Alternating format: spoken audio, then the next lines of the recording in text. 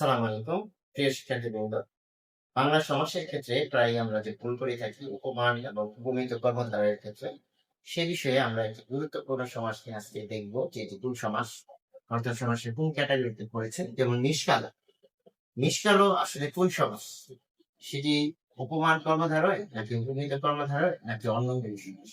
আমরা অনেক ক্ষেত্রে সেটি বুঝতে পারি না। আমরা এর বিশ্লেষণ দেখে আসলে বোঝার চেষ্টা করব যে এখানে শব্দটি কি আসবে। নিষ্কাল। তো নিষ্কালো বলতে কি বোঝায় সেটি আমাদের প্রথমে দেখতে হবে। নিশ বলতে বোঝাচ্ছে মিশির। মিশির অর্থ হচ্ছে কয়লা। কয়লা রং কি আসে? কয়লার রং হচ্ছে ট্যাঙ্ক।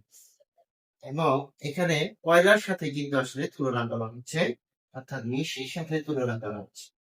এখানে যে শব্দটি রয়েছে তার মধ্যে দুটি অংশ রয়েছে, সেই অংশ দুটো আমরা খেয়াল করব। একটি হচ্ছে নিশির থেকে যে বিষ, সেটি হচ্ছে বিশেষ্য। আর কালো বা কৃষ্ণত্ব, অর্থাৎ কালো একটি অবস্থা বা রূপ, সেটি আসলে বোঝাচ্ছে এখানে ক্ষেত্রে বিশেষণকে আসলে বোঝাচ্ছে। অর্থাৎ নিষ্কালো শব্দটির যে এখানে প্রথম অংশ, সেটি হচ্ছে নিশ। এর অংশ হচ্ছে, এর অর্থ হচ্ছে নিশি বা কয়লা। আর এই যে নিশি, এটি আসলে বিশেষ্য পদ হিসেবে এটি বিশেষ্য পর্যায়ে পড়েছে। এবং এই যে কালো অংশটি সেটি বিশেষণ হিসেবে বিবেচিত হচ্ছে। প্রশ্ন এসে যায় যে স্যার, এটি তো আসলে বিশেষণ না হয়ে বিশেষ্য হতে পারে, সেই ক্ষেত্রে আমরা কি করব, অর্থাৎ কিভাবে বুঝবো সেটি বিশেষ্য বা বিশেষ্য?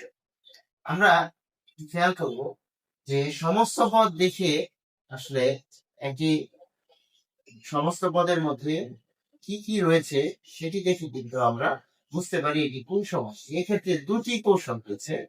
একটি হচ্ছে নাউন প্লাস অ্যাডজেক্টিভ, অর্থাৎ বিশেষ্য এবং বিশেষণ, এবং দ্বিতীয় আরেকটি কৌশল রয়েছে, সেটি আমরা আলোচনা করবো। প্রথমে রয়েছে সমস্ত পদটি নিষ্কাল।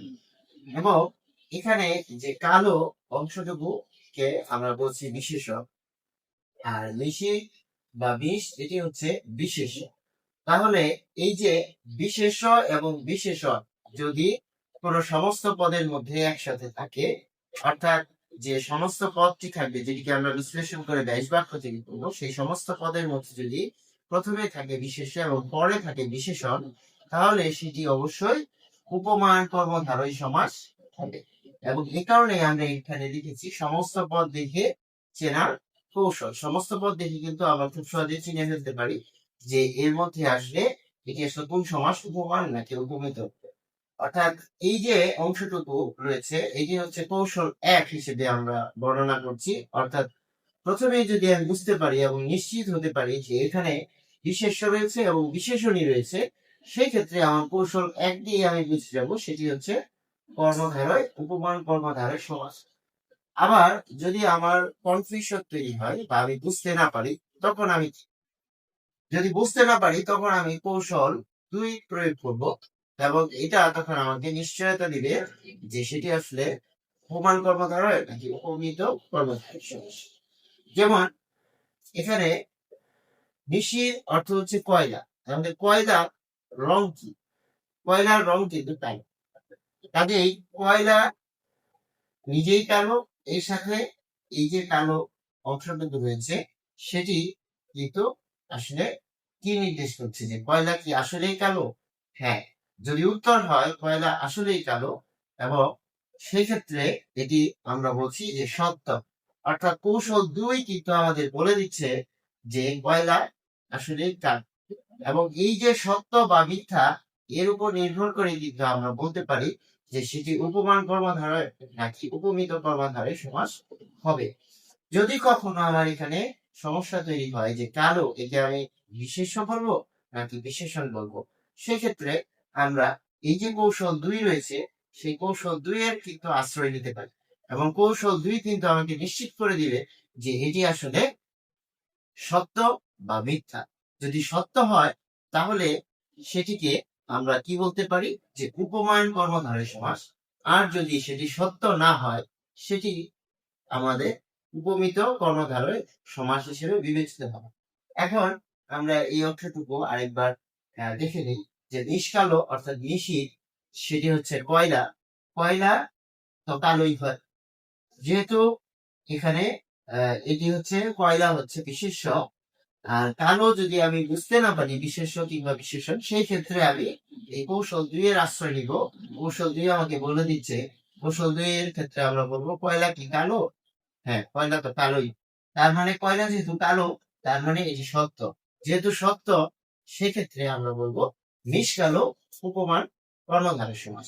আর উপমান কর্মধারয় সমাসের ক্ষেত্রে যখন আমরা ব্যাস বাক্য নির্মাণ করব, তখন আমরা এর মাঝখানে আমরা ন্যায় শব্দটুকু আনবো। তাহলেই কিন্তু আমাদের এই যে উপমান কর্মধারয় সমাসের যে ব্যাস বাক্য সেটি তৈরি হয়ে যাবে।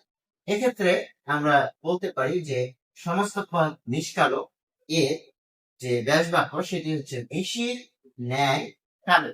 আর যদি উপমিত কর্মধারয় সমাস হতো, তাহলে কিন্তু ন্যায় শব্দটুকু আমরা সব শেষে ব্যবহার করতাম। এখানে খেয়াল করার বিষয় হচ্ছে এই যে লাল অংশে কিন্তু আমরা এটি লিখেছি যেন আমরা খুব সহজে বুঝতে পারি। অর্থাৎ উপমান কর্মধারয় সমাসের ক্ষেত্রে ন্যায় শব্দটি মাঝখানে বসবে এবং উপমান কর্মধারায় আমরা কিভাবে নির্ধারণ করব যে সেটি নাউন প্লাস অ্যাডজেক্টিভ অর্থাৎ বিশেষ্য প্লাস বিশেষণ হিসেবে কাজ করবে এবং সেটি কিন্তু সমস্ত পদের মধ্যেই থাকবে। যদি আমরা ধরতে না পারি যে বিশেষ্য এবং বিশেষণ রয়েছে নাকি বিশেষ্যর সাথে আরেকটি বিশেষ্য রয়েছে, তখন আমরা এই যে সত্য বা মিথ্যা আমরা একটু পেছনে যাব, সেখানে যাব এই যে মিশি অর্থাৎ কয়লা, কয়লা তো কয়লাই হয়, কয়লা যেহেতু কালোই হয় তাই এটি সত্য, অর্থাৎ এটি অবশ্যই তখন বিশেষণ হবে। এক্ষেত্রে আমরা কিন্তু এই জায়গায় অর্থাৎ বিশেষ্য নাকি বিশেষণ যদি সমস্যা হয়ে থাকে, তখন আমরা এই যে কৌশল 2 সত্য বা মিথ্যা সেটা প্রয়োগ করব। সেটা প্রয়োগ করলে আমরা বলবো যে কালো অবশ্যই এখানে বিশেষণ। আর যখন আমরা বুঝে যাব একটা অংশ সমস্ত পদের একটা অংশ বিশেষ্য আর একটা অংশ বিশেষণ, তখন কিন্তু আমরা ব্যাস বাক্য তৈরি করব এভাবে, যেখানে আমরা ন্যায় শব্দটুকু মাঝখানে আনবো এবং ন্যায় শব্দটুকু মাঝখানে আনার ফলেই কিন্তু আমাদের ব্যাস বাক্য কৌশলটি কিন্তু স্পষ্ট হয়ে যাচ্ছে যে এখানে আসলে এটি উপমান কর্মধারয় সমাস। আশা করি আমরা বুঝতে পেরেছি। এভাবে যদি আমরা পড়ি তাহলে যে কোনো ধরনের উপমান এবং উপমিত কর্মধারয় সমাসের মধ্যে বিদ্যমান যে সমস্যা সেটি দূর করা সম্ভব। সংশ্লিষ্ট সবাইকে ধন্যবাদ। আসসালাম।